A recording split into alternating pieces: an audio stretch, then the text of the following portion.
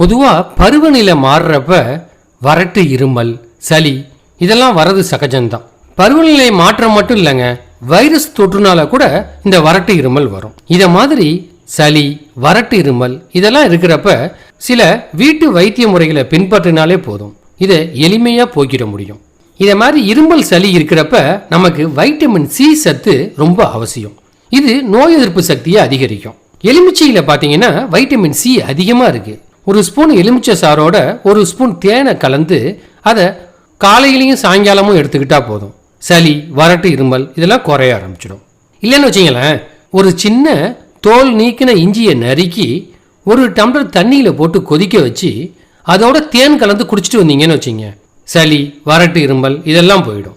இதை ஒரு நாளைக்கு 3 முறைன்னு காலையில் மதியானம் இரவு அப்படின்னு செஞ்சு குடிச்சா போதும். உங்களுக்கு இதெல்லாம் செய்யறதுக்கு நேரம் இல்லைன்னு வச்சிங்களேன், ஒரு சின்ன துண்டு இஞ்சியை வாயில் போட்டு மென்னுக்கிட்டு இருந்தாலே போதும்.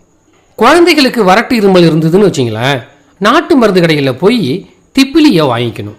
இந்த திப்பிலியை நல்லா வறுத்து பொடி செஞ்சு வச்சுக்கணும். இதோட கொஞ்சம் தேனை கலந்து குழந்தைகளுக்கு ஒரு 1/4 ஸ்பூன் அளவுக்கு கொடுத்தா போதும், சளி வறட்டு இருமல் எல்லாம் குணமாயிடும். வறட்டு இருமலை போக்குறதுக்கு சின்ன வெங்காயம் ரொம்ப உதவியாக இருக்கும். சின்ன வெங்காயம் ஒரு 150 கிராம் எடுத்து அதை தண்ணி விட்டு நல்லா அரைச்சிக்கணும். அதுக்கப்புறம் அதோட சாரை துணியால் வடிகட்டி எடுத்துக்கணும்.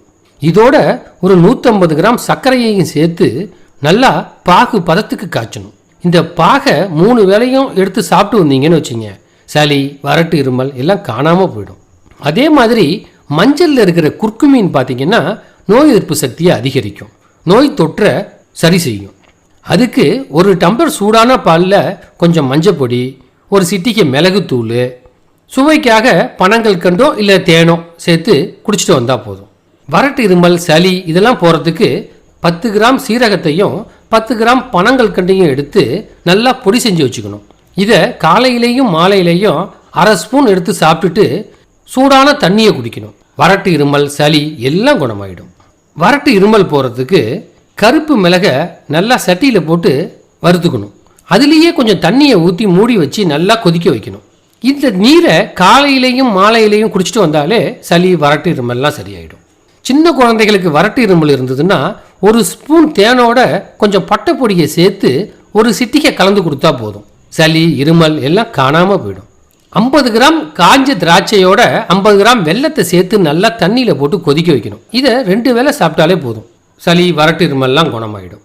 இதை மாதிரி சமயங்களில் புதினாவை அதிகமாக உணவில் சேர்த்துக்கணும். 1/2 டீஸ்பூன் மிளகுத்தூளை 1/2 டீஸ்பூன் நெய்யோட சேர்த்து கலந்து காலையில் வெறும் வயிற்றில் சாப்பிட்டாலே போதும், சளி வறட்டு இருமல்லாம் தடுத்துட முடியும். சளி வறட்டு இருமல் இருக்கிறப்ப சிக்கன் சூப் குடிக்கலாம். அதுவும் இந்த சூப்பில் வெங்காயம் பூண்டு இஞ்சி மிளகுத்தூள் எல்லாம் சேர்ந்து இருந்ததுன்னா ரொம்ப நல்லது.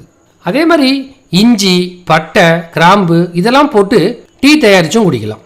இதுவும் சளி வறட்டு இருமலை போக்கும்.